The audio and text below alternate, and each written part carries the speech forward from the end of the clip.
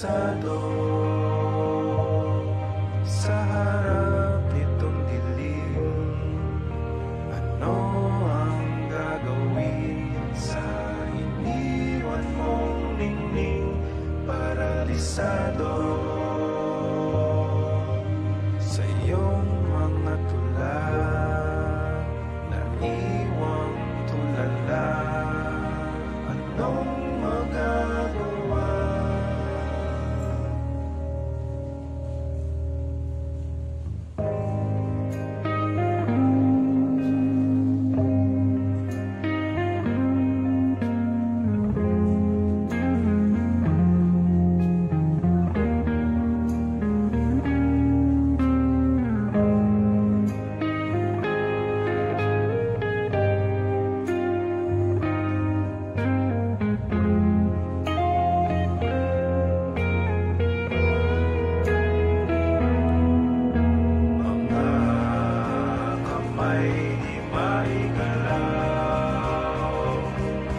Mga salita hindi makawala. Mga kamay di maigalaw. Mga salita hindi makawala. Paralisado sa harap nitong dilim. Ano ang gagawin sa iniwan mong ningning? Paralisado sa iyong mga tula, naiwang tulala. Anong magagawa? Paralisado sa harap nitong dilim. Ano ang gagawin sa iniwan mong ningning? Paralisado sa iyong mga tula, naiwang tulala. Anong magagawa?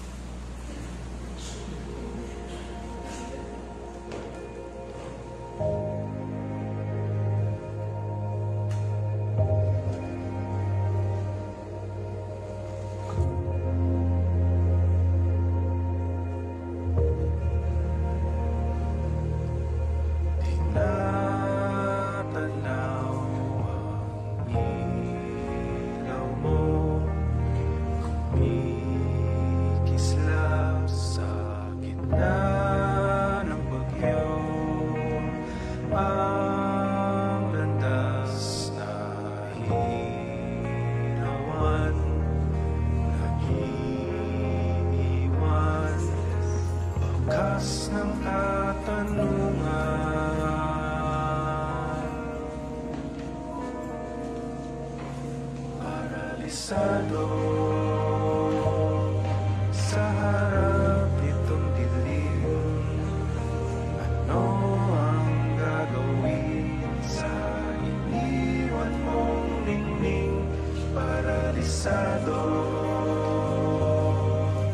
sa iyong mga tula, naiwang tulala, anong magagawa?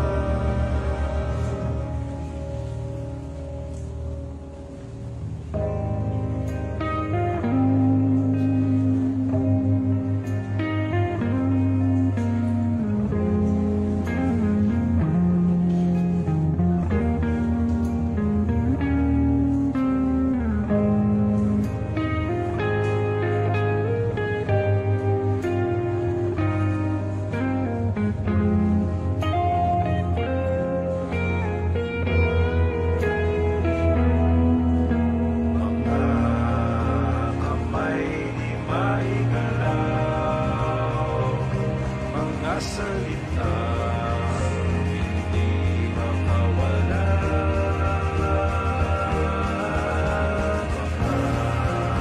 kamay di maigalaw, mga salita hindi makawala. Paralisado sa harap nitong dilim, ano ang gagawin sa iniwan mong ningning? Paralisado sa iyong mga tula, naiwang tulala, anong magagawa? Paralisado sa harap nitong dilim, ano ang gagawin sa iniwan mong ningning? Paralisado sa iyong mga tula, naiwang tulala, anong magagawa?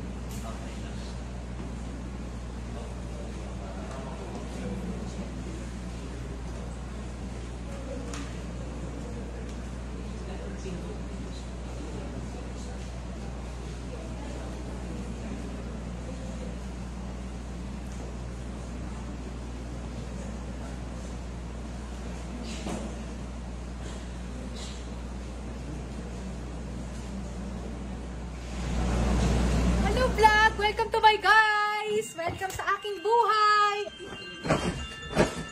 Labandera mula sa Samar, waray-waray, waray-upay. Meron akong isang anak. Si Paul dyan, nandyan, patakbo-takbo. Hinayaan ko muna ang laro kasi napagod siya sa online class pa yung anak ko. Sa module. Kawawa naman yung bata. Paano mag-excuse na naman siya kasi wala na namang internet. Kahera ako dahil sa talagang honest ako pagdating sa pera. Puputulan na naman kami. Nire-remit ko lahat ni Singkong Duling. Paano naman na kasi akong mautangan? Mag-pandemic, natanggal ako sa trabaho. Kasi ito naman si Ate Linda.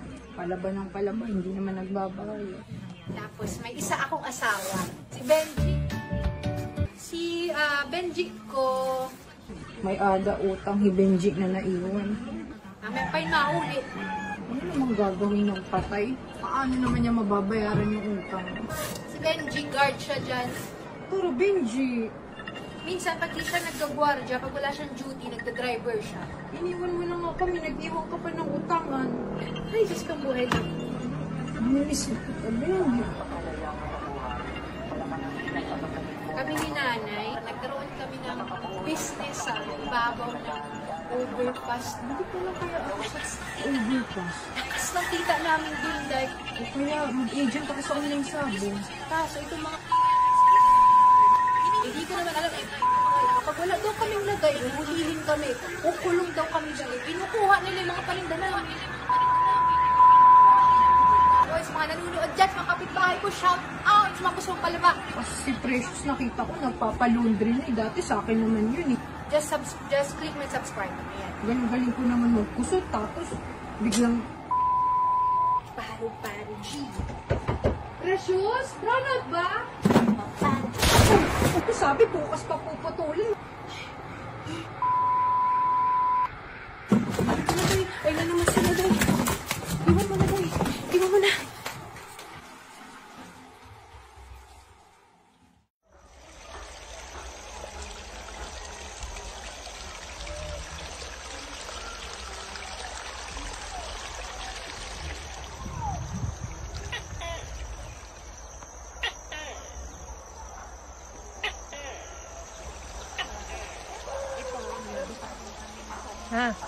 Magandang hapon. Dito ako nakatira mga 7 taon na. Simula nung nawala yung asawa ko. Yung 2 kong anak, dun sila sa bahay namin na yun. Mahihayin kasi sabi ko sumama dito sa interview pero nahihiya sila. Kasi hanggang ngayon hindi ko pa rin maintindihan kung bakit sila tumanda na kami ni Amboy. Dito na ako hanggang sa tumanda ako at lumaki na yung mga anak ko.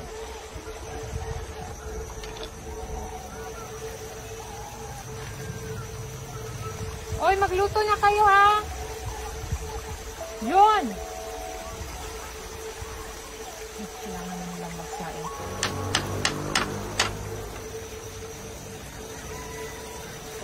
Nabigyan kami ng maliit na kapiranggot na lupa, kaya natataniman din namin ng palay.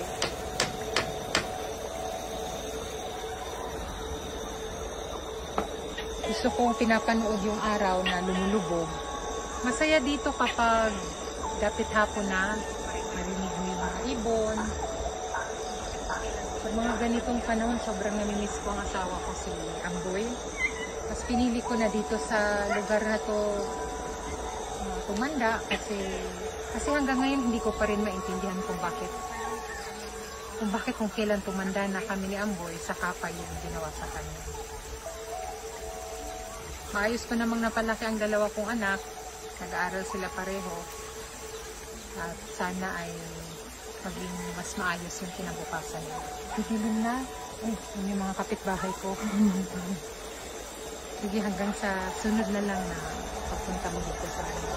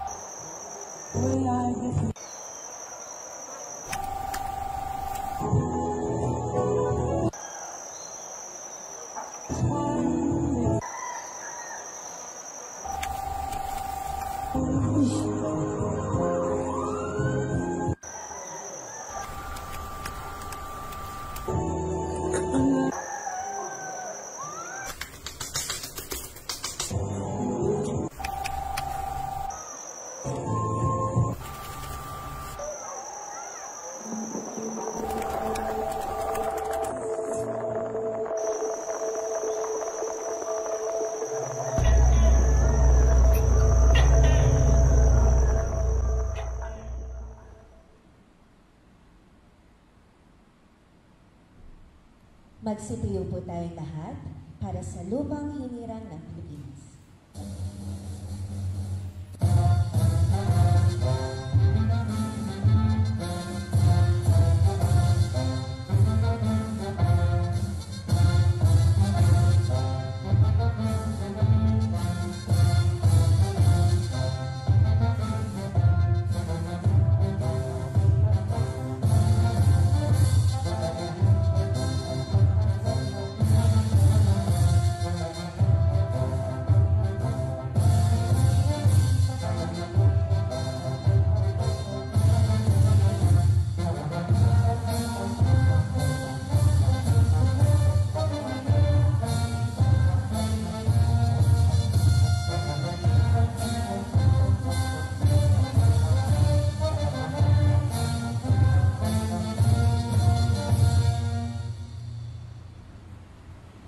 Magsiupo na po tayong lahat.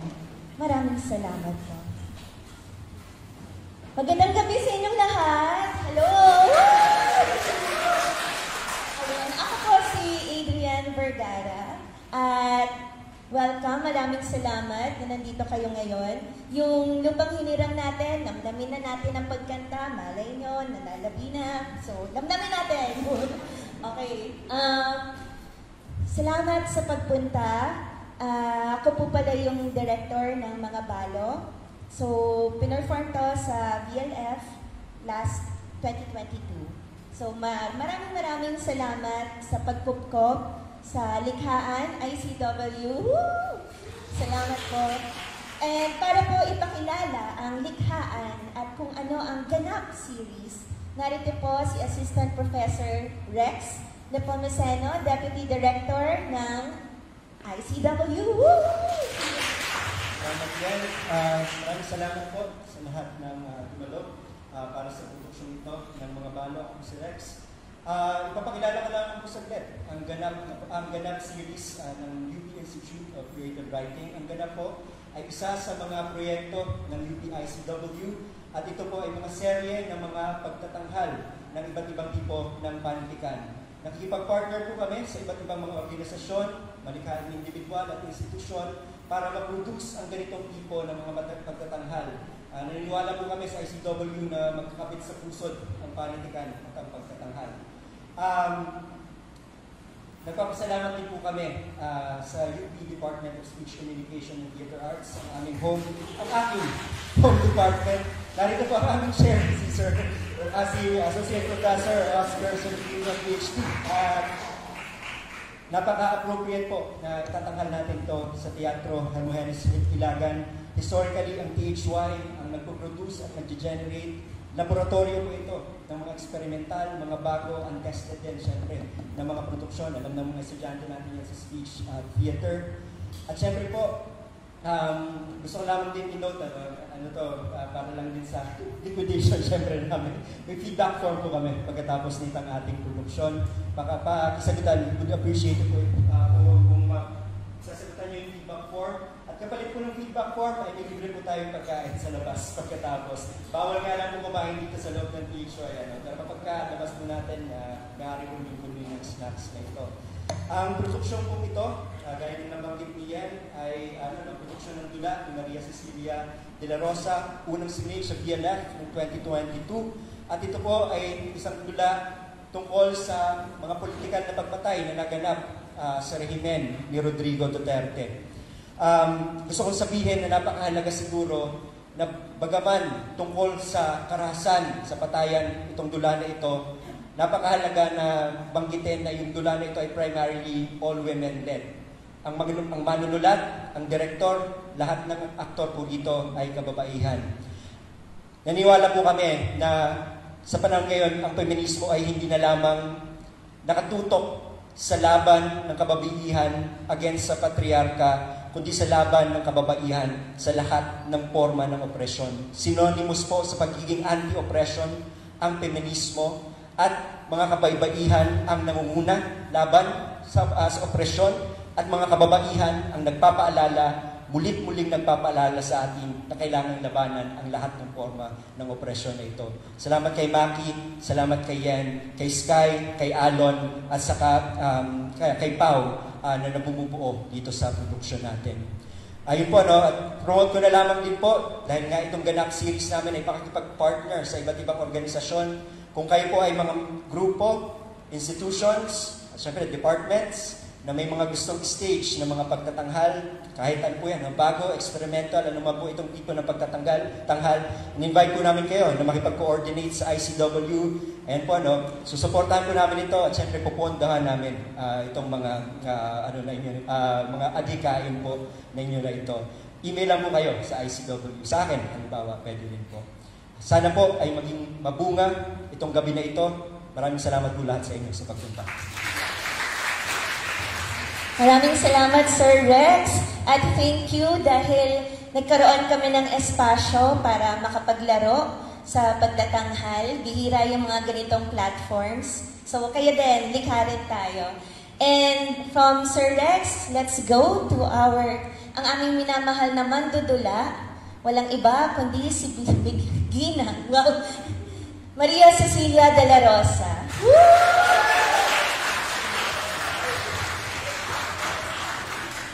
Magandang gabi sa inyong lahat. Maraming salamat sa pagpunta ninyo sa aming palabas. May mga mangilan-ilan akong gustong banggitin higit sa dulang ito, pero mamaya na lang siguro sa talkback para hindi ko ma-influensyahan ng inyong viewing experience. Ayan. Pero gusto kong sabihin na itong pagtatangal na ito ay pag-uwi ng mga balo dito sa UP dahil sinilang itong dulang ito sa klase namin kay Sir Vlad Gonzales. Maraming salamat. Di ko nasasabihin kung ano yung nakuha kong grado doon. So maraming salamat ulit sa ICW at sa aking isa sa mga tatlong departamentong pinaglilingkuran ko sa DSCPA sa pagkupkop sa mga balo. Nasabi na kanina no, na sa BLF ito unang pinalabas at same people no, yung bumubuo sa produksyong ito doon sa mga nagtangkad din sa BLF. So nandito pa rin si Yen, ating direktor, ang mga aktor, si Alon, si Skisix at si Pau pa rin ang gaganap. Needless to say, sabihin ko na itong grupo ng mga babae, itong set ng kababaihan ito, ang isa sa pinakapaborito kong set ng kababaihan sa buong mundo. Oo. Yung isa, Spice Girls. So, medyo mataas talaga ang paghanga ko sa kanila at nagpapasalamat ako sa energy nila na i-push ang pagtatanghal muling ito. Pangalawa namin pagtatanghal sa Harong sa isang event ng Dakila, isang cost-oriented organization. Yeah. So, pangatlong pagtatanghal namin, pagbabalik sa UP. Babanggitin ko rin na kahit wala dito, nandito ang sining ni Wika Nadera, siyang gumawa ng aming poster. Actually, nang nag-design ng aming stage noon sa BLF, nandito rin ang tunog ni Dato Arellano, ang ilaw ni Roman Cruz. Tumulong pa rin sa pagpo-provide ng materials ang aming SM, ang stage manager namin na si Rietan Chuling. Siyempre, naka-embed doon sa script namin na ginagamit ngayon yung lahat ng wisdom ni Siglo Pecho, na siyang aming dramaturgo. May nakalimutan ba akong pagbitin? So, in so many ways, no, yung mapapanood ninyo ngayon, siya rin yung pinalabas sa BLF. Pero, in so many ways, then, syempre, ibang-iba na siya. So, excited ako na ipakita sa inyo itong production namin ito. So, without further ado, I'm proud to present our play, Mga Balo. Maraming salamat.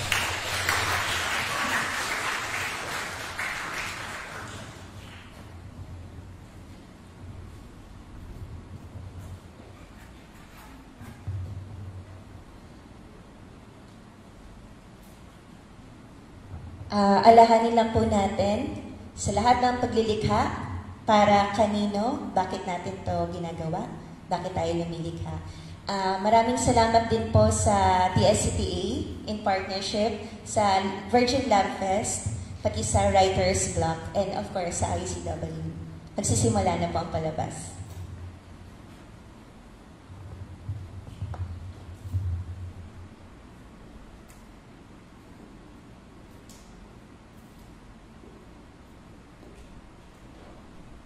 Mga bayo, mga tauhan, manunulat, babae, hit ng 30, balo 1, babae, hit ng 20, balo 2, babae, hit ng 40. Kapasok si manunulat sa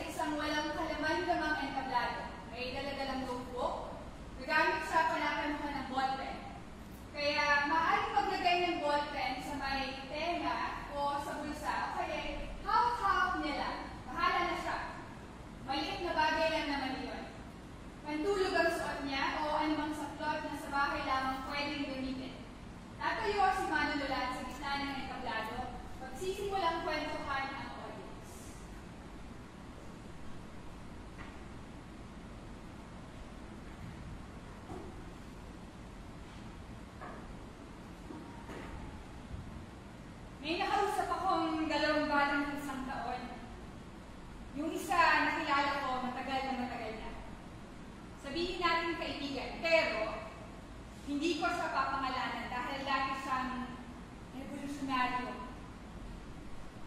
Ang isa pa, na-interview ko para sa MA paper. Urban poor. Tapos niya yung papel. Sinabit ko na nga rin sa journal. Naghihintay na lang ng resulta. Pero, nasasayangan pa rin ako sa material. Ang ganda ng material. Ngayon, 35 oras na akong gising. Kakapilit namang magsulat, kahit man lang magtula. Pero bakit ko naman itutula? Spoken word? Hindi. 35 oras. Mas mahaba pa sa isang araw. Yung kaibigan ko, nakita ko na lang malay matapos ang 10 taon. Nagpakakuha na kasi ako sa trabaho, sulat-sulat, balik sa eskwela, nagbabakasakaling makuha sa universidad. Siya? Matapos bumaba, may maliit na negosyo raw. Nag-alaga ng mga anak. Siyempre, marami kaming napagkwentuhan tungkol sa dati ng buhay na panandalian ko rin naman naging buhay. Pero dumula usapan sa sinapit ng asawa niya, si Amboy. Itulay na pangalan at itunay na nombre. Siyempre, trabaho ng manunulat na mag-isip ng iba pang pangalan para sa mga pwedeng pangalan ng karakter niya. Hindi niya alam, pinagbabalakan kong isulat ang kwento niya. Ibang kaso yung sa isang balot. Sa kanya, may consent. Alam na kailangan ko ang kwento niya para sa research. Alam niya rin, matagal ko nang gustong magsulat ng something simula nang magsunod-sunod ang tokta. Parang may nagsabi sa akin, kailangan may ambag ako sa diskurso. Ambag. Trabaho namin mag-ambag sa pagbabago. Ang naisip ko ngayon, monologues. Bio-monologues. Wala. Dahil masyadong derivative ang bio-monologues, mga bio na lang siguro yung working title. Mga bio. Widows sharing their stories. Dahil gusto nila may kwento ang kwento nila.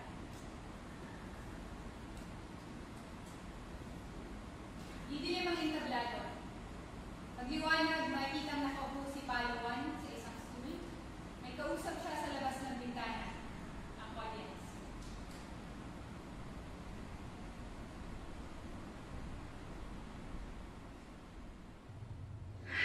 Pastilan, hala ko magkakaputukan na naman kanina eh.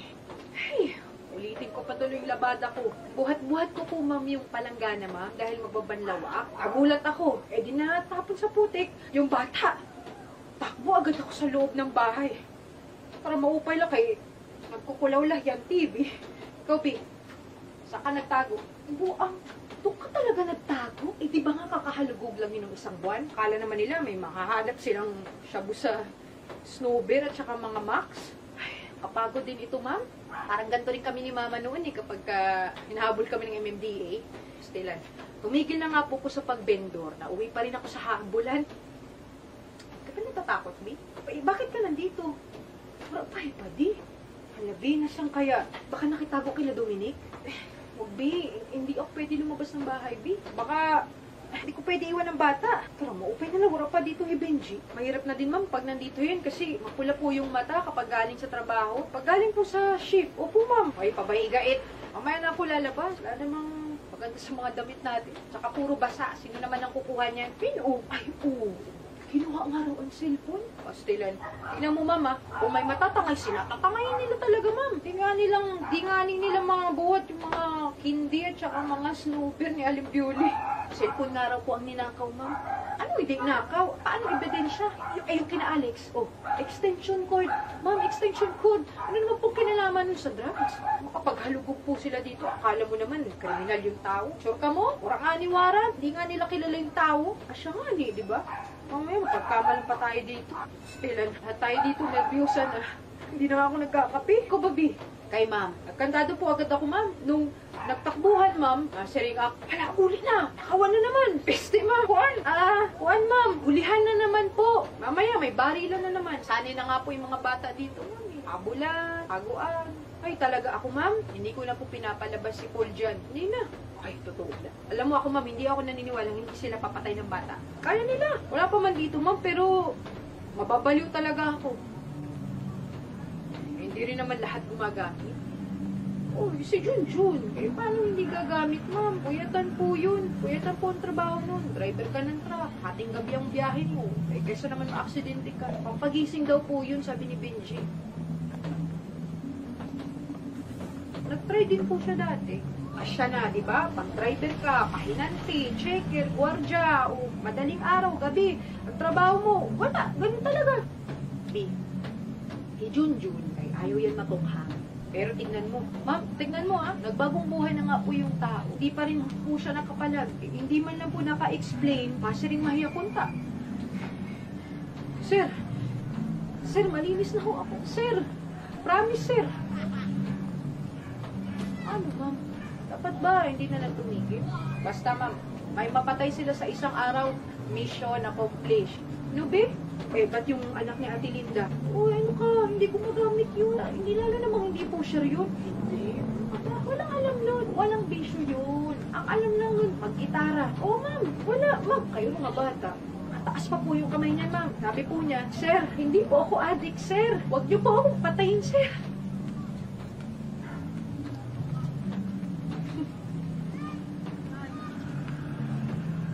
Lahat po kami dito, ma'am. Sir ang tawag sa kanila. Kayo ba itong si ganito? Hindi po, sir. Tapos, ma'am, papasukin namin yan sa bahay. Sir, hindi nga po kami si ganito, sir. Halugugin po yung mga gamit namin, ma'am. Pagtakupin yung mga aparador namin dyan, ma'am. Sir, hindi naman po ganyan kadaling mag-ayos niyan, sir. Uy, sir! Sir, yung extension cord namin, sir! Maaram ka, ma'am. Na-imagine ko po minsan. May ilalagay po silang shabu sa orokan o kaya sa pantalon ni Benji. Sir, ang daya niyo naman, sir. Kahit po sa checkpoint, ginagawa nila yan. Kung itrato nila kaming mahihirap para walang talagang halaga yung buhay namin. Ano? Nagsisipag na nga ho kami para makabili ng pagkain, pangangailangan. Tulad po niyan, ma'am, sabon panlaba. Sabon panlaba. Tapos ganun-ganun lang, pupulutin mo lang yung labada mo sa putikan dahil tukhangan portion na naman po. Alam ba nilang pinaghihirapan din namin pambili ng sabon? Ginagawa lang po namin ang tungkulin namin.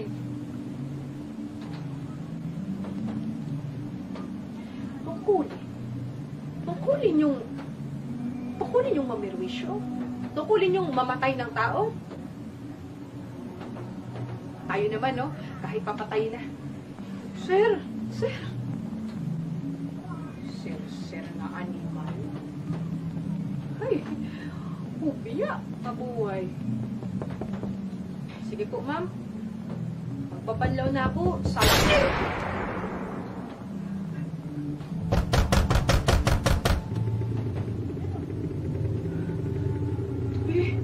Ayun na naman.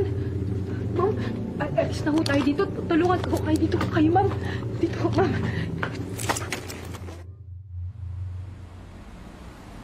May maririnig na butok mula sa di kalayuan. Agad mapapalingon sa bintana ang audience. Ilang saglit bago magdilim. Ilang saglit sa dilim. Pagliwanag, muling makikita si Manny mula sa parehong posisyon niya kanina. Hawak-hawak pa rin ang notebook. May iwan sa entablado ang stool. Gagamitin niyo yung maya-maya yung ballot.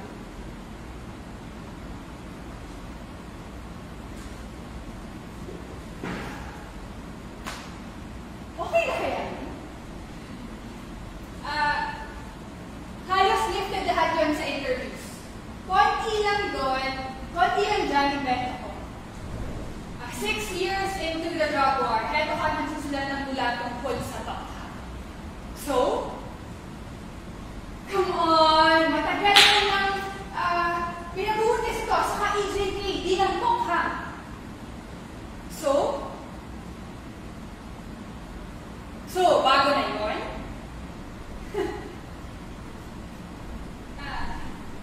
Tama kayo. Marami na ang nagsulat. So, how do I make this original? Siyempre yung pinakaayaw natin sa masabihang gumayo lang. Magagalit din ako, ano, kung may mga pinagsimulat ko. O ikaw ba? Masaya ka bang ninanakawan?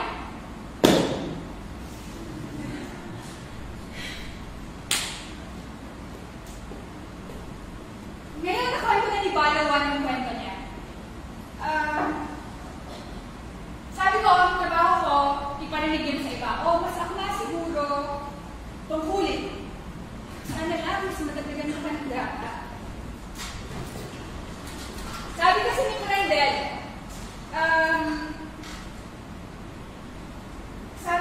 Brendel, itong drama daw na ito is a character's resolve death.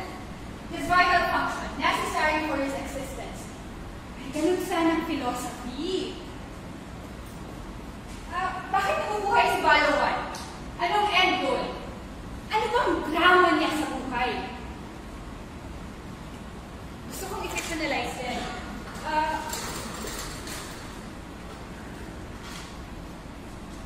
Gusto kong i-fictionalize din. Do I go for the meta? Going absurd like Pirandello. But it's too raw.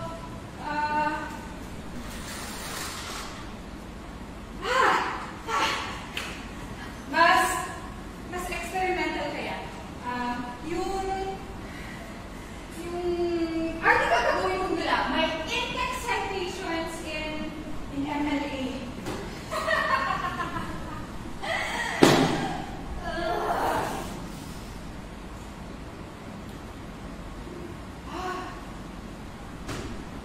Balawan! Gusto mo bang gawing surreal yung part mo? Ano eh? Yung parang panaginip, walang logika, may mga lumilipad na sinampay. Tama na. Tingnan natin kung paano ko maaangat sa mas artistic na paraan. Or sana mas philosophical pa. Hindi ko kasi alam yung mga ganyan. Teka, alam mo nung naalala ko ha? Uy, hindi mo na naman yan kasi bago ka makalabas, binalita na sa'yo ng kapitbahay na binaril si Benji. Ay, syempre, kung namalan ako, nalaman na nga ako, di ba? Ay, 35 hours na kasi. Sige, ako yung bahala. Pero paano nga ba? Magic realism kaya? Para mas political? Content fantasy! Paano magiging mas artistic? What to do?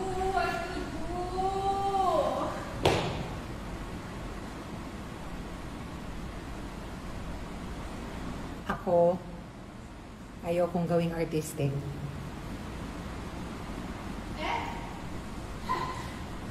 Bakit? Walang artistic sa kwento ko. Hindi. Ako nang bahala doon. Hindi mo naman dapat pinoproblema yun. Hayaan mo na ako, papagandahin ko yung kwento ko. Sa bagay. Kailangan nga rin artistic para hindi masyadong malungkot, no? Hindi sa ganun. Pero alam mo ba, yung malulungkot na kwento, yung nananalo ng award. Ganun ba?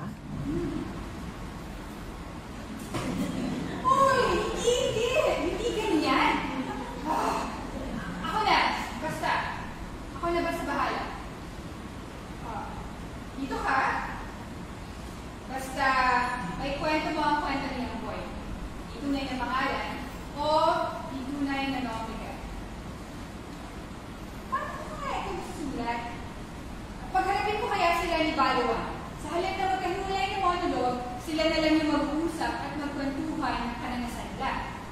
Pwede. Maghaharap sila sa isang mesa habang nagmamadyo? Ay, hindi. Nagpupusoy. Mas masa. Kumakain ng pansit canton, chili mansi. Doesn't matter. May bote ng 1.5 na Coke sa mesa. Hindi. Pop cola. Pero ibig sabihin, babaguhin ko ang simulat ko kay Balo 1? Mahaba na rin yun! Okay lang. Ganun talaga. Minsan nga, bonus trip ko pa yung tinatapon ng iba! Nagsasalita ka na naman mag-isa. Buang ka talaga. Mga writer talaga. Buang.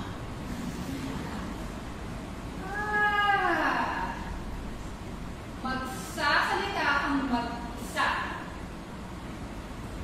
Abay, teka.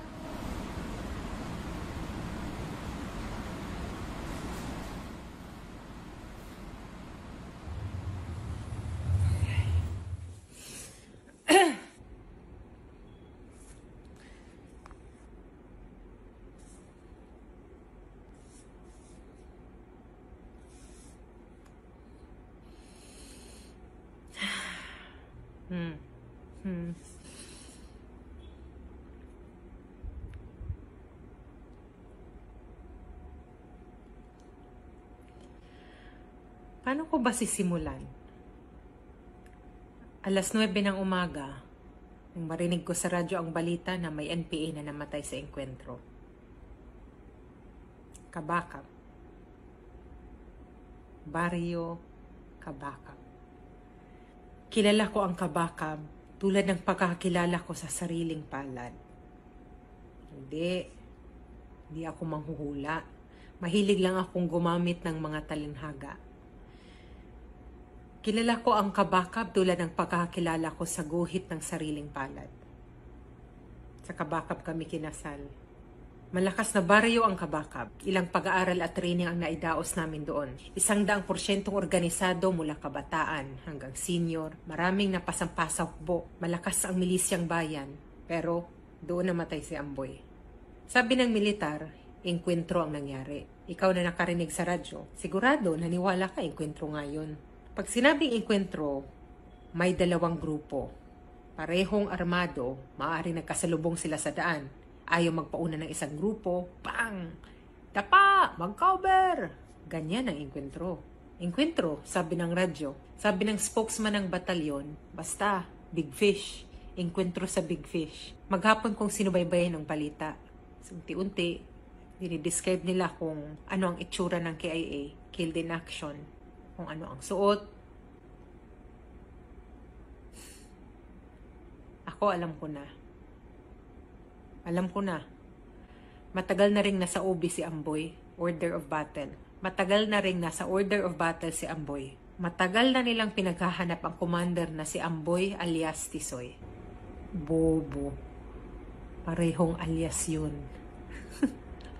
Bobo sila. Oo, pero pinatay nila ang asawa ko. Maingat at mailap ang asawa ko. Ni isang beses, hindi nahuli yun. Walang galos sa laban yun. May tahi sa tiyan, pero dahil nagkasakit sa bituka. Kung kailan pa kami tumanda, saka pa madadali. Kung kailan kami tumanda.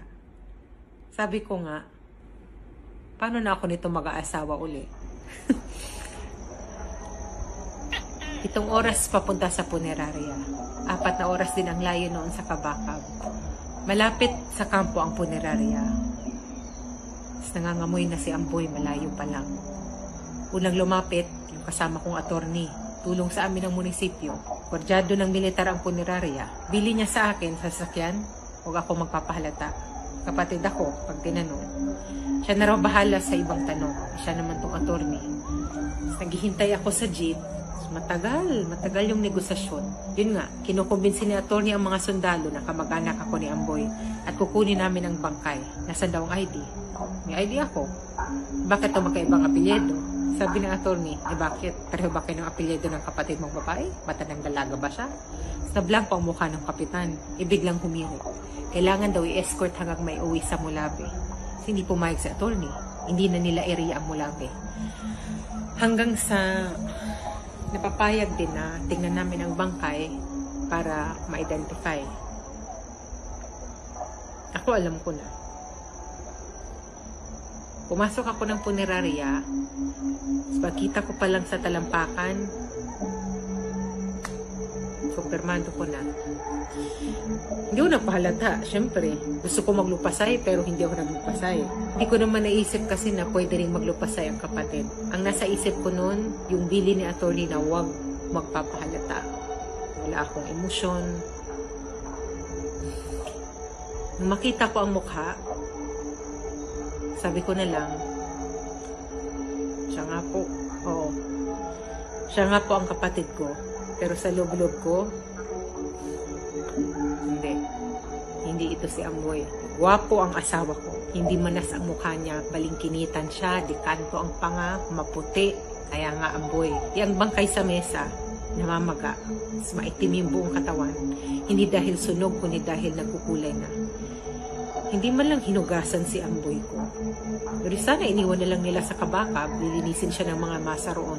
Ibibigay sa kanya ang sabon nilang mabango. Walang tama sa ulo, pero may mga pasa sa braso saka sa dibdib. Hanggang nasa jeep na ang kabaong niya, hindi pa rin ako sigurado kung si Amboy nga ba talaga yun. Hindi ko na alam. Baka maraming talampakan ang pareho kay Amboy. Flat. Sa gitna ng biyahe, pinabuksan ko ang kabaong.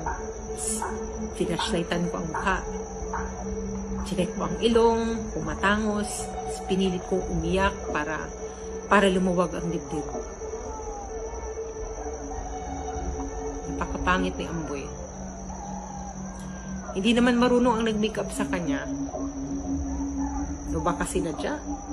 Palibhasa kasi suki ng militar. Baka nga negosyo ng militar yon. So, wala pang barong doon sa punerarya. Mabuti, may dala kaming polong puti. Yun ang sinuot sa kanya.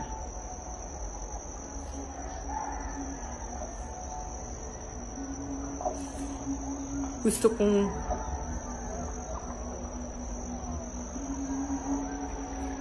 kong sumigaw ng sumigaw.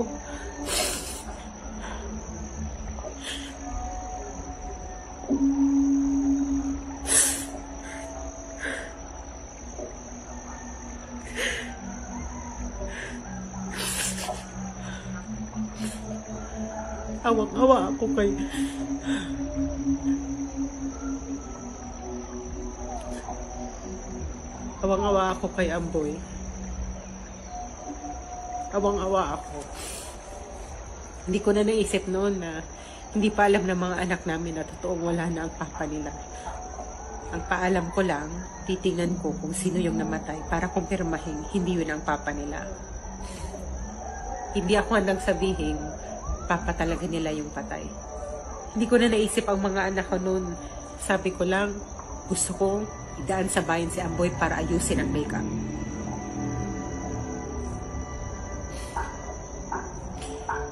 So, ayusin yung makeup para mabilhan ng barong.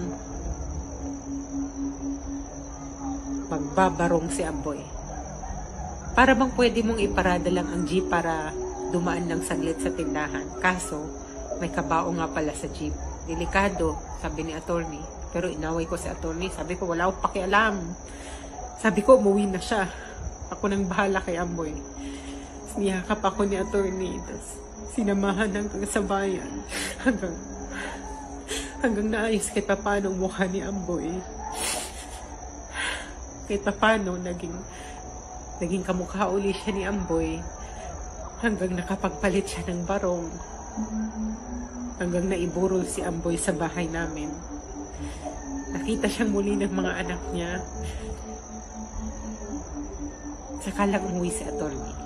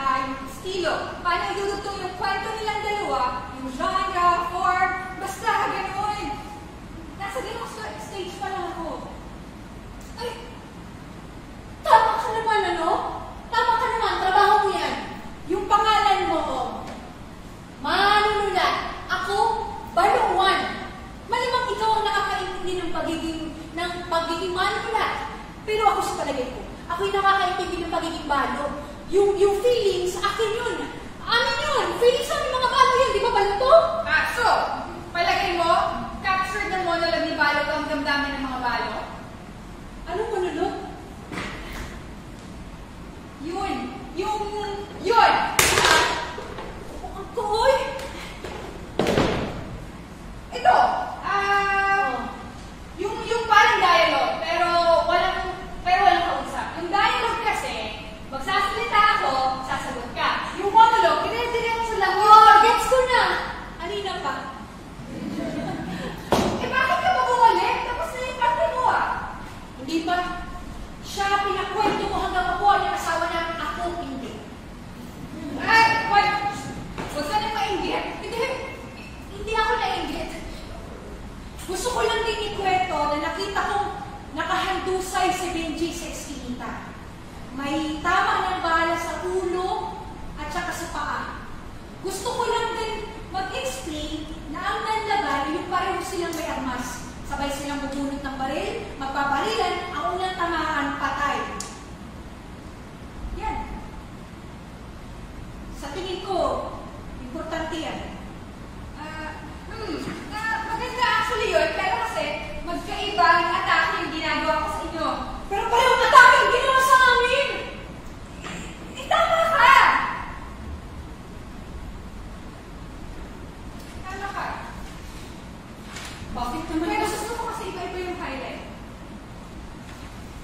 Kaya nga, bakit ba kasi yung nakawan yung kwento ko? Hindi naman yung tungkol kay Benji. Hindi rin yung tungkol sa pagkabalak ko. Maganda rin ipakita ang pagnanakaw sa inyo.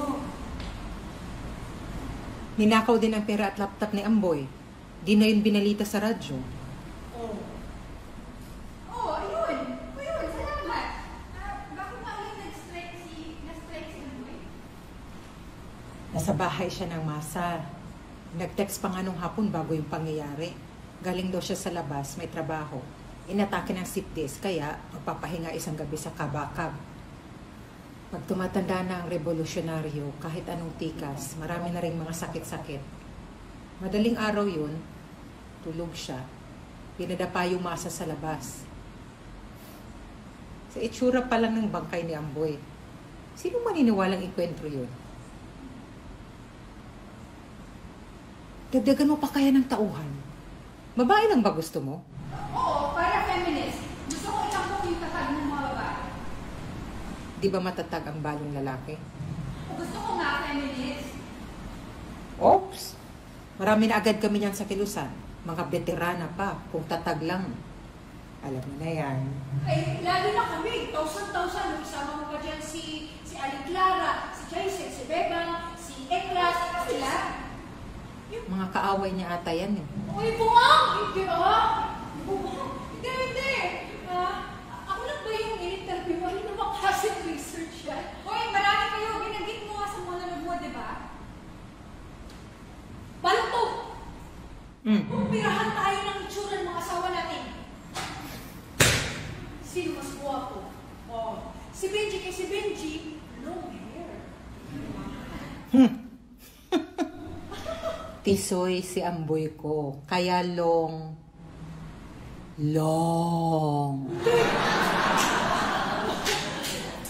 Eto, sino mas malambing? Sa akin si Benji. Kay si Benji, driver, sweet lover. Si Amboy, nung magkasama kami sa bundok, lagi akong inuuwian ng bulaklak. Kahit anong makita niya sa daan, kahit bulaklak ng makahiya. Sinong mas bugbog sarado?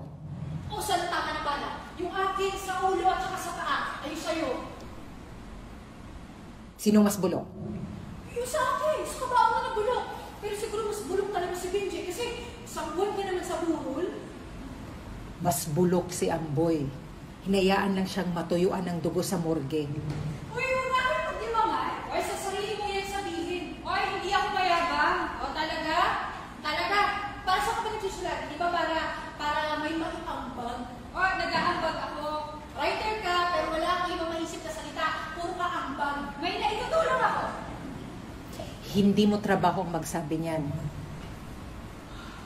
Diyos ko, tapos gusto mo pa magturo sa universo Balang araw, magbibilang ka rin ng citations. Ha? Uy, bakit alam mo yun? Ikaw nagsulat niya, no? Ayun, no? Citations! Hindi pa nga natatanggap eh. Kinandahan mo ba? Assignment, gabi mo sa akin kung hindi ka mapapublish. Kaya nga, susulat siya ng dula para walang tapon. Alam mo yung mga poets sa akademya? Manunulat! 3 points! Paano mo?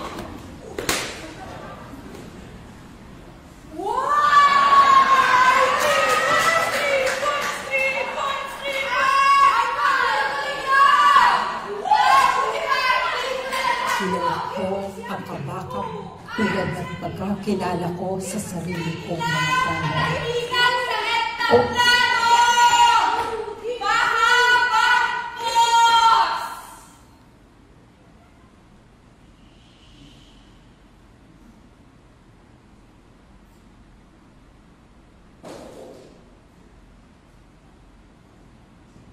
May gusto akong mangyari.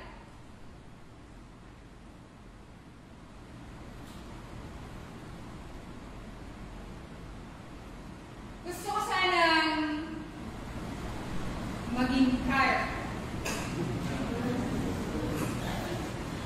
Sasali ka sa amin? Anong gagawin mo sa dula? Ikaw na nga nagsulat kung baka mamaya duminahin mo lang usapan. Mas mahaba pa ang monolog mo. Ay! Gusto ko rin maging parte ng kwento. Gusto ko kasi isali yung creative process ko. Yung dilemma. Pinakulong na yun. Ay, pinadaya na. Dilemma! Hindi dilema!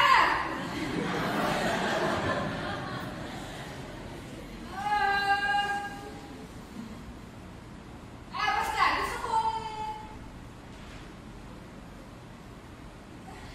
Gusto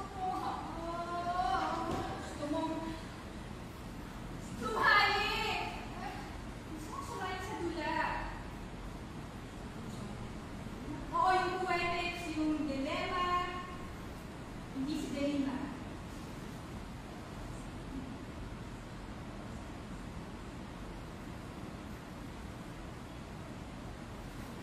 Gusto ko isama yung poetics ko na iba yung dula, common yung tema. Hindi ka naman balong. Mga balong nga ang title nito, di ba?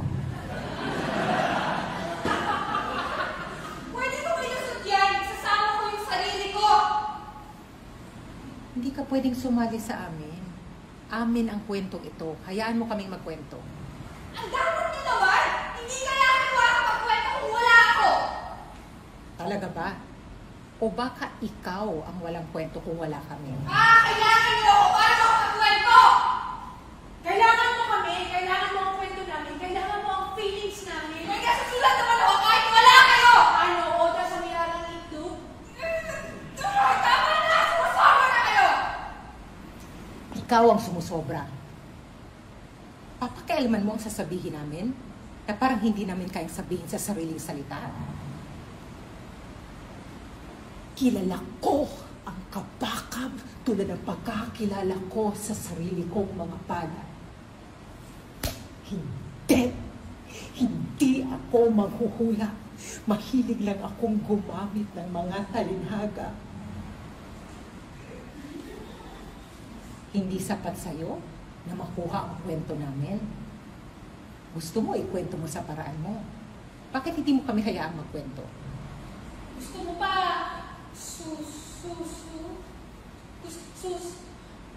gusto mo pa surrealism? Surrealism.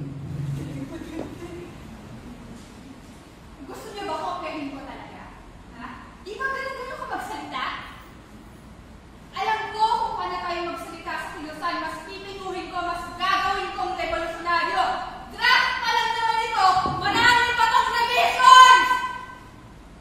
Hindi naman kasi yun ang punto. Ang punto, nahihiram ka lang naman ng storya.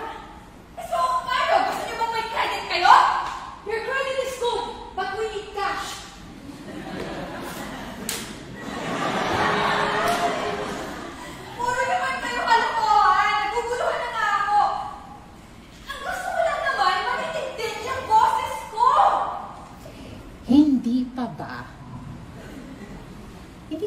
ubusan ng makikinig sa boses mo. Kahit ayaw nila, makikinig sila sa'yo. Tapos citations! Pero yung kwento namin, boses namin yun. Walang lugar ng boses ko sa akda ko! Ikaw naman ang sasagot niyan. Huwag mo lang sasabihin, ikaw ang nagbigay ng boses sa amin.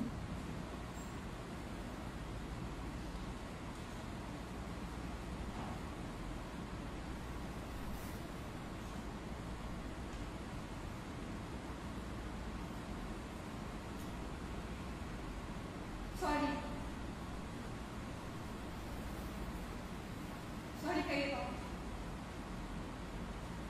Boses niyo to.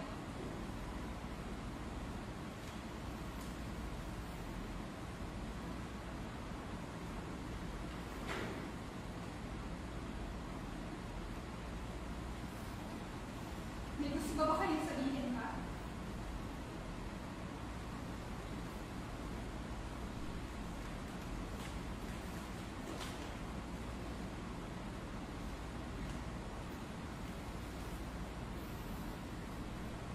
Gusto kong ikwento ang ginawa niyo ng pagpatay kay Benji. Kahit paulit-ulit, kahit magsawang ng makinig ang mga tao, di rin ako magsasawang magstorya. Kaya ano kung pareho ng ang kwento niya sa ginawa sa iba, nag-iisa lang si Benji para sa akin. Wala siyang kapareho.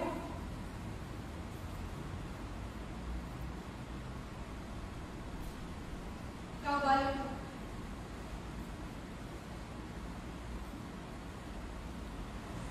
Wala ka rin namang magagawa. Meron yan. Palaging meron.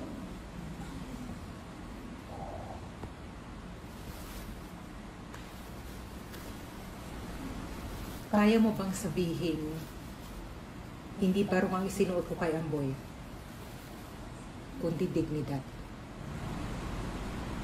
Kailangan ka bang sabihin? Madali na yung audience natin, Balot. Huwag kang mag-alala, makikita nila yan.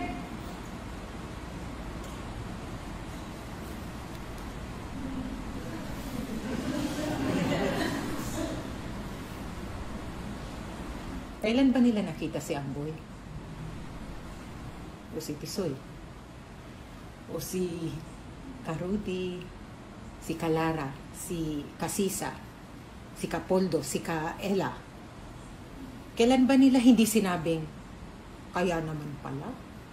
O buti nga sa kanila? Ay sayang, sinayang lang ang buhay. Kailan ba sila tumigil saglit para pakinggan ang balita o tingnan ang larawan ng bangkay sa TV at sabihin, kawawa naman. Awang-awa ako kay Amboy. Sinabi ko yun sa monologue ko. Alam mo ba ang punto nun?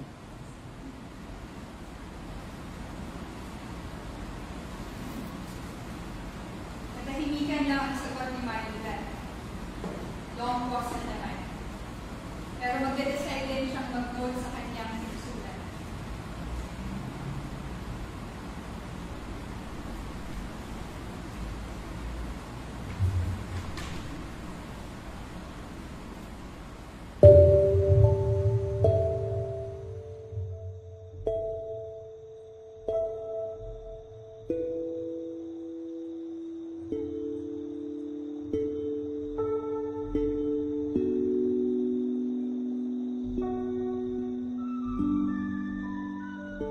Ang nais ko lang po, sa anak ko, tulungan niyo kami.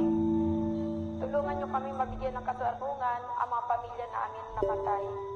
Sa mga kapwa ko, ina, asawa, o mga anak na nawalan ng mahal sa buhay, magkaroon kayo ng lakas ng loob na magsalita. Dahil ilan lang kami na may lakas ng loob na nagsasalita, pero marami tayong biktima. Lalo kung naging desidido na makamit ko yung katarungan at managot talaga sila.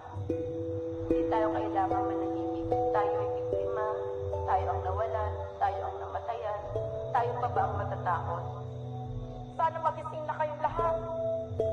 Dapat matapang tayong humingi ng hustisya. Kung hindi tayo magsasalita, sino ang magsasalita para sa mga mahal natin sa buhay na nawala?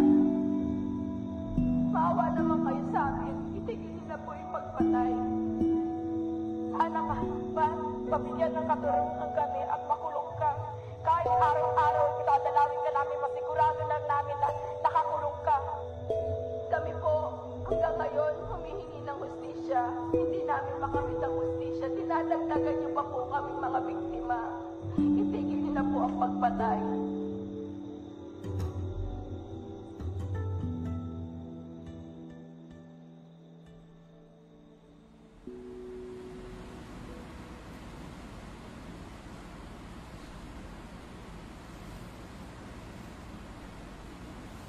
Ano nulat?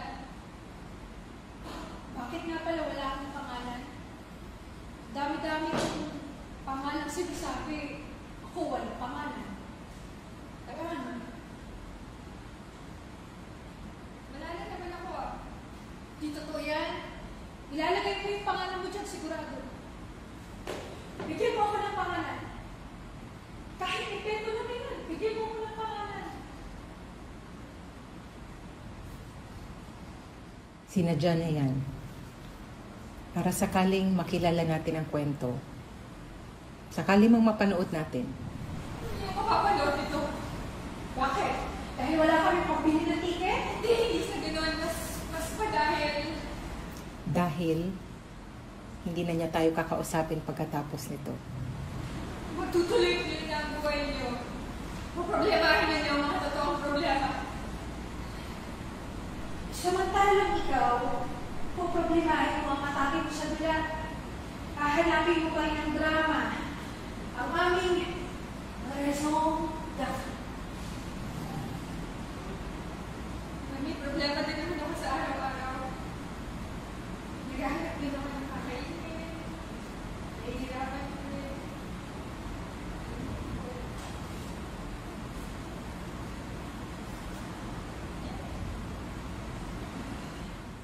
Sige na. Sumali ka na sa amin. Hindi naman kami madamo tulad ng sinasabi mo. Okay na ako na nakapagkwento ako sa'yo. Desisyon mo na kung anong gusto mong gawin sa kwento ko. Dagdagan mo. Bawasan mo. Paghalu-haluin mo. Ipamigay mo. Angkinin mo. Hindi ko hawak ang kapalaran ng kwentong yan. Hayaan mo nang wala akong pangalan. Galit pa kayo sa akin. Hindi naman nakasulat yun. Magagalit tayo sa'yo eh. Hindi. Mahinahon lang tayo dito sa buong dula. Hindi natin siya inaaway. Tinutulungan natin siyang magsulat. Hindi naman tayo magkaaway talaga. Kakampi natin siya. Hindi naman din yan siya burges siya.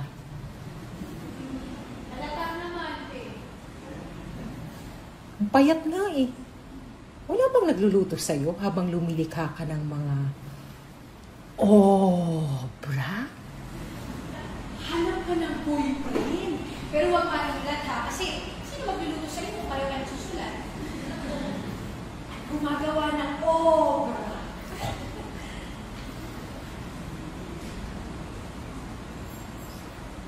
Huwag ka nang magalit. Gusto lang namin masaya pag alis. Hindi ako galit. Nagutom ako. Gusto ko ng tuyo.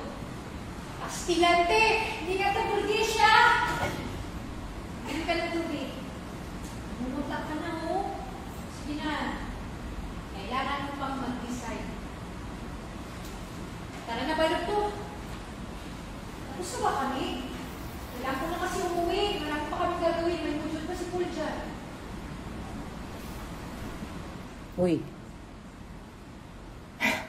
Matulog ka. Tara na ba ito?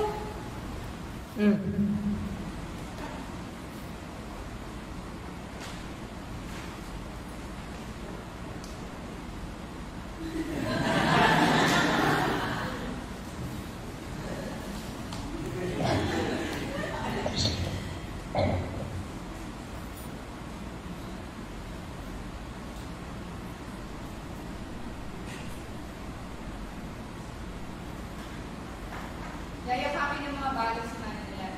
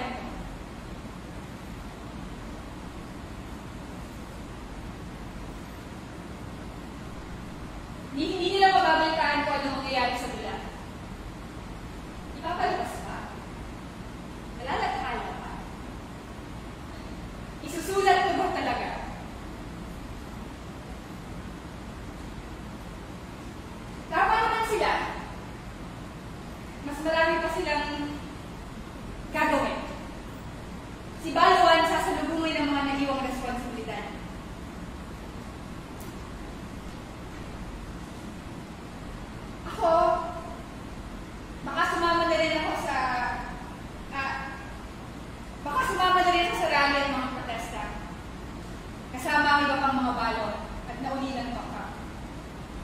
Baka ako rin. Si Balon yung tahimik na mamumuhay ulit. Mas mabuti sa kanyang low profile. Ako naman sasabihin kong fiction ang lahat ng sinusulat ko. Lisensyado ako magkwento ng buhay revolusyonaryo na hindi na kailangan pang maging revolusyonaryo.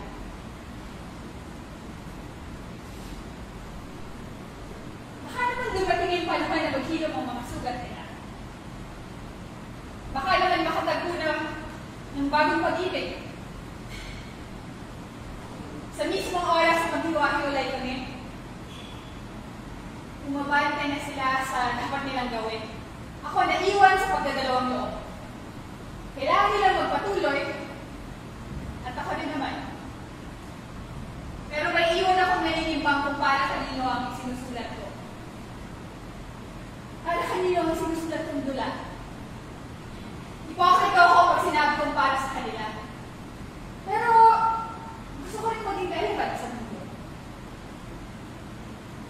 Mali ba na sila ang paraan mo para mangyari yun?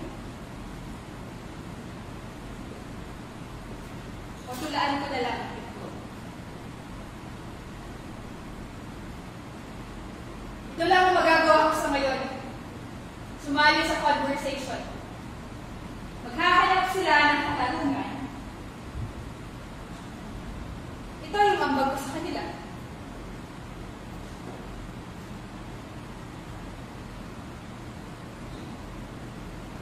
Contribution. Isang dula.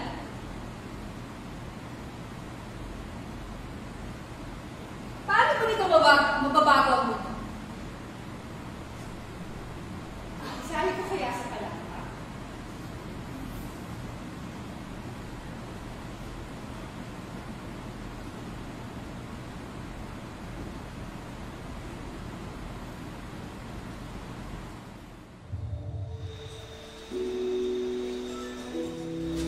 Cesar Ariola. Reynaldo Layon Condon. Melvin Casipit. Rodita Beltran Rarugan. Nino Rodel Tabaoda. Joselita Santos Hungson. Ronel Haraba. Elmo Blas. Victor Reyes Shao Jr. Estran Tayakta. Joseph Calumpiano. Erwin Gaston Cueva. Michael Lee. Joshua Laksamana. Darwin P. Nasini. Roger Negard. Neto Garcia Julius Estrada. Victor Perucho Calato Austria. Neto Garcia Montaner. Constantino De Juan. Efraim Escudero. Jenny Royo. Adrian Pamante de Guzman. Kian De Los Santos. Chad Goo. Stop the killings!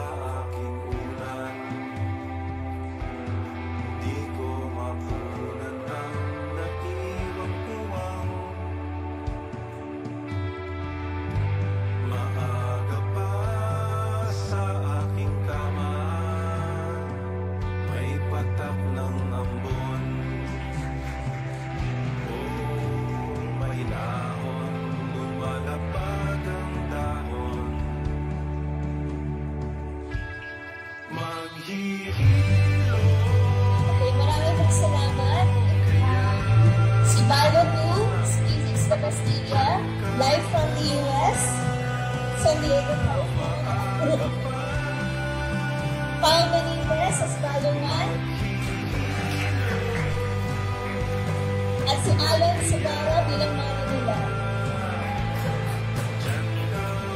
Tinatawag din namin ang aming tunay na manlulunod, si Maki De La Rosa. Maria Cecilia.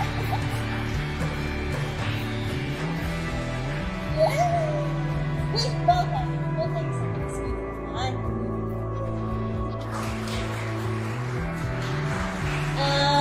Kasama rin namin, nandito rin ang aming dramaturgo, si Sig Pecho. Yan, kami ka na lang. Tapos, ang nagdisenyo, si Wika Nadera, Tunog, Dato Arellano, Ilaw Roman Cruz, na banggit na rin kanina. And ngayon po, ino-open na po namin. Meron po tayong pa-talkback. Kung meron po kayong mga katanungan, feel free. Natupad ang aming pangarap na ma-tour ito sa university setting. Yes, Carla? Tara. Tara dito. Kung may mga katanungan kayo, kung nahalata niyo po, ang version na ito ay isang stage reading. Medyo na carried away kami, tapos na kinareer. Pero it's originally a stage reading. We were able to create this kasi in-invite kami ng Dakila para din sa Activista Human Rights Festival nila. So, kasama yung Punks Not Dead, pati yun ng mga surot, mga one-act plays. Pero, yun, napanood ni Sir Rex. So, kaya na nakalipad dito sa UP yung aming stage reading. Pero, eto, kung napansin nyo rin, sobrang hybrid, high-tech. Pinaghalo na namin yung ano. Tapos, yung original na to, ito yung unang Virgin Lab Fest na nanggaling from the lockdown. Kasi nung 2020, may lockdown version. Andito si Teacher Kit, actor ka rin yun. Hi, Ayo! Yun, may lockdown version din. Tapos, ito yung unang pagbabalik sa tanghalan. So, yung kung napanood yung ibang videos na live from the show sa VLF, sa CCP Batute, hindi kami gumamit ng projections. Lahat ano yun, analog. Parang napurga kami sa sa online. Pero funny enough, ganyan. Andito kami ngayon. May projections. Upo kayo dito, darlings. Yun. Kung may mga questions po kayo, may isa pang mic somewhere, ayun, na kung may nais po kayong katanungan. Dramaturg, kailangan kita dito. Sige, kung wala pang nagkukwento, sige ka gano'n. Kung wala pa kayong gustong katanungan, ulitin ko yung tanong ni Sir Joel, ni Tay Joel sa radyo, na may value ba yung pag-uulit ng pagkukwento? Lalo na sa usapin ng EJK. Sino gusto? Also, si Alan Segara ay kabilang din sa RESBAC. Ito yung mga tumutulong sa... Sige, ikaw mag-explain. Magandang gabi. Ako si Alan Segara. Move lang. Okay. Ako si Alan Segara, miyembro, volunteer ng RESBAC, Respond and Break the Silence Against the Killings. So, nabuo yung collective noong 2016. Hindi pa ako kasali nun. Pero nabuo siya dahil sa yung mga malakihan or yung biglaan dami ng kaso ng pagpatay. Binuo siya ng mga filmmakers, visual artists, photojournalists, naggrupo-grupo para magsalita laban doon sa mga pagpatay under the guise of war on drugs. So ngayon yung collective ay miyembro ng mga artists, ganun pa rin, filmmakers, ako sa theater, visual arts, at community development worker, cultural workers. Nakikipagtulungan kami sa iba-iba ring organisasyon. So, merong Paghilom, merong Rise Up, tapos yung Silingan Coffee, at Candle Makers, kung napapadpad or naliligaw kayo sa Cubao Expo. So, sila yung mga sila yung nagmamanage at eventually I think sila na yung mamay-ari ng silingan. So sila ay mga biktima, pamilya ng mga biktima ng EJK. Yung ginagawa namin ay tumutulong in a way na support sa kanila sa paghanap ng hustisya gamit ang sining. At nagiging kaming parang tulay or ugnayan sa mga iba-iba ring organisasyon. Kumbaga, parang hindi sa dahil wala silang boses, lalo na nung mga unang taon, parang mas wala lang silang pagkakataon or wala silang platform para magsalita. At wala rin, nung mga panahon yun, ng 2016, 2017, wala silang tapang pa or lakas ng loob para magsalita. Pero ngayon, mas nagiging handa na sila at mas vocal na sila dun sa mga naging karanasan nila. Actually, today nga ata meron ulit yung nag-resume yung hearing sa Quadcom, sa Congress. So, kaya naimbitahan ko sila, dapat sila yung nandito, sila yung magsasalita para sa kanila. Pero I think mas may importante rin na doon na isang platform na marinig sila. Yun po. May katanungan po ba? To answer yung tanong, I think yun naman yung gusto ring mangyari ng mga nanay, ng mga pamilya, na ituloy lang yung pagkukwento or pagsasabi sa iba na nangyari talaga yon, na totoo siya, na marami sila. At isipin din natin na parang sila yung mga naiwan, tapos ngayon ano ang ginagawa ng Estado para sa kanila. Kasi parang, di ba, nagplano lang sila na magkaroon ng ganitong klaseng polisiya na war on drugs. May namamatay ng mga breadwinners, mga tatay, mga nanay, at naiiwan yung mga anak sa mga lolo, lola, o kaya sa mga kapatid na panganay ng mga kapatid na parang biglang tumanda. Tapos ngayon, actually, ang tumutulong ay simbahan, o kaya yun, dahil sa pagsasama-sama ng mga tao. Pero parang, in the end, parang, di ba yung, ako for me, parang yun yung parang policy nila yun Tapos parang ngayon, anong nangyayari? Iniwan sila. So, hindi talaga pinag-isipan kumbaga, or wala talagang anything good behind that policy. Yun, ang lang din, siguro, ang lagi namang sinasabi rin ng mga nanay, ng mga magulang ay, yun, patuloy na magsalita, at salamat sa mga taong tumitindig kasama nila at nakikipaglaban kasama nila. Tapos, isipin natin kung paano pa magkakaroon ng mas maayos at makatarungang society. Yun, lipunan.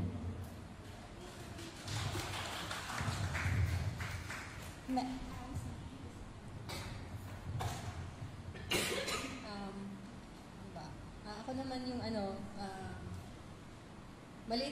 maliit na bagay lang naman ang isang dula. Pero gusto kong kilalanin din yung kapangyarihan ng teatro na mag-touch, umantig ng damdamin at pagbago ng damdamin. At kahit yun lang muna, sa bawat isang audience ng isang pagtatanghal ay may ma-impluwensya na damdamin. Kahit sa kanila yung ideolohiya, kahit sa kanila yung politika. Basta pag-uwi natin, may nabago sa puso natin, baka sumunod yung isip, baka sumunod yung pananaw. At importante yon sa pagkukwento ng mga nanay. At maganda na magamit yung sining, yung tulad nitong pagtatanghal na ito, para kahit papaano makapagpaabot ng mensahe, makapagpalakas ng tinig ng pagkikibaka ng mga nanay. Ngayon nangyayari na nakikita natin umuusad na yung mga investigasyon at natatanaw natin kahit paano, natatanaw natin na posible pala yung pag-asa na makamit yung hustisya. At gusto kong dalhin din yung parallel struggle ng dalawang balo, yung naiwan ng Tokhang at yung naiwan din ng mga EJK o pagpaslang sa mga revolusyonaryo. Pareho ang tinatahak nilang pakikibaka at laging kulang sa pagkakataon para pag-usapan yon, no? Kung paano siya pinipresenta sa media, paano siya piniframe, no? Na hindi, parang hindi mga tao yung binabalita. May kapangyarihan ang sining na ipaalala sa atin ng mga tao sila. So, ayun.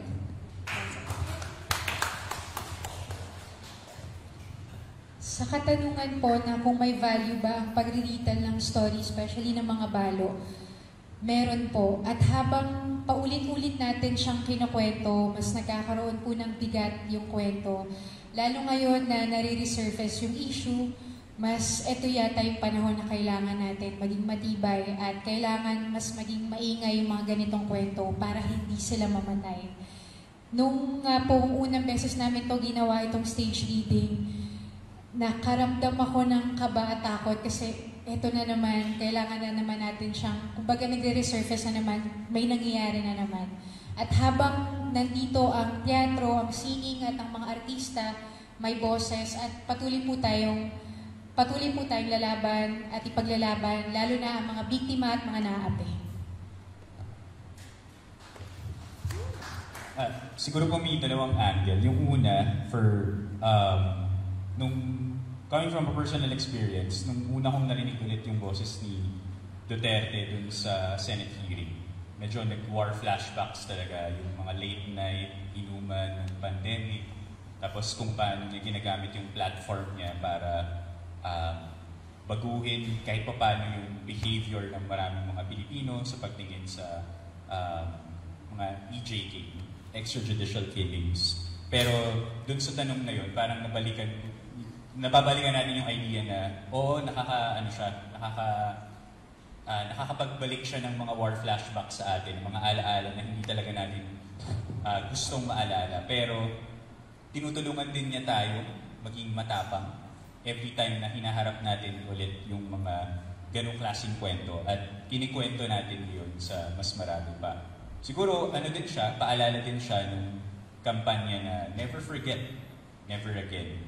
And minsan magtatanong tayo, saan ba tayo nagkulang?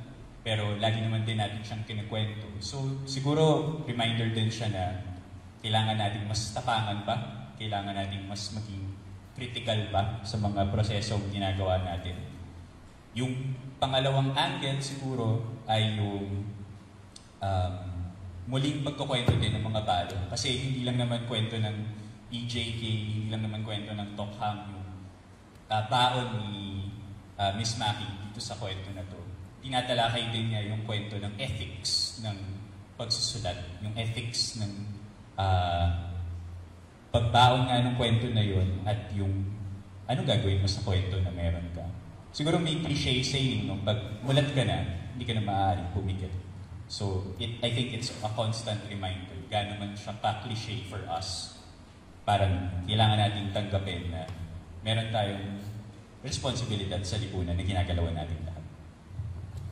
Maraming salamat, Alan, Maki, Pao, and Sig. Hanggat hindi naman natin nakakamit ang tunay na hustisya, si Sky, gusto ka ba sabihin?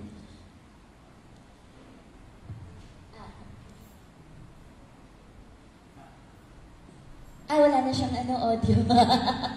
De, sige, i-let go na natin si Sky kasi madaling araw, may pasok pa ba siya? May pasok pa si Sky. Sige. Bye, Sky! Salamat! Thank you, thank you. Bye-bye. Thank you. So, yes, hanggat hindi natin na nakakamit na tunay na hustisya, uulit-ulitin talaga namin tong play na to. At dahil dyan, maraming salamat sa ICW. Woo! Tinatawagan po namin ang aming mahal na director ng likhaan. Woo! Sir Vladimir Gonzalez. Ayan, gusto ko siya. Hello po. Una po ay welcome home nga ulit maligaya at makapulang homecomings kay Maki at sa buong team ng mga balo. Palakpakan po natin muli sila. Ako po si Vlad Gonzalez, bagaman yung damit ko ay parang si Sir Mark Mozo. Hinihiram ko lang sa inyo. Sir Mark, salamat sa pagpapahiram ng jacket. Pinipigilan ko sabihin yan pero hindi ko pa napigilan. Salamat po Sir Mark Moso.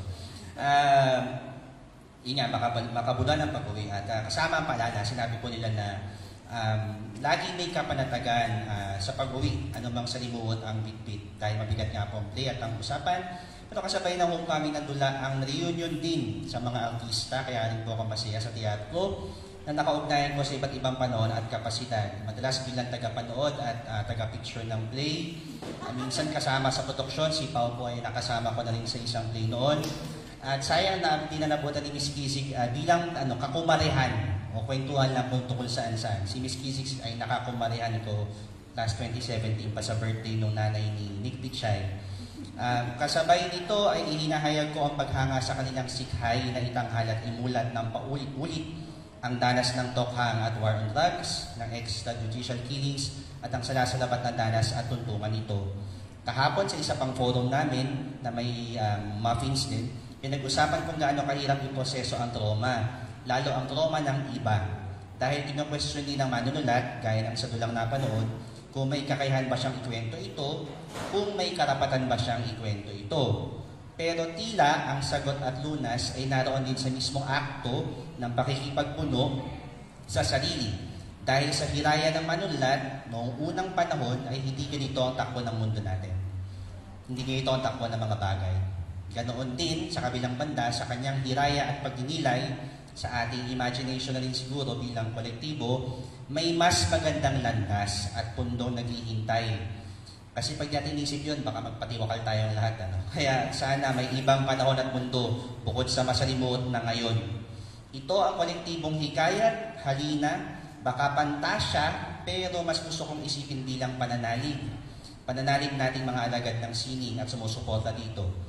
Sabi nila kanina, magsusulat na magsusulat, kung nagdodrawing, guguhit ng guguhit, magtatanghal at lilikha ng paulit-ulit, hanggang sa magpakita ang mga binura, ang mga inalis sa mapa, at hanggang sa maalala at magbalik nga ang lahat ng nalimot at pinalilimot sa atin. Muli po, maraming salamat sa ngalan ng ICW at PSCTA at ang buong mga Balo team. Maraming salamat po sa pananatili at hanggang sa mga kasunod na pakikipagpuno, pag-uugnay at pagmumulat. Magandang gabi po sa ating lahat.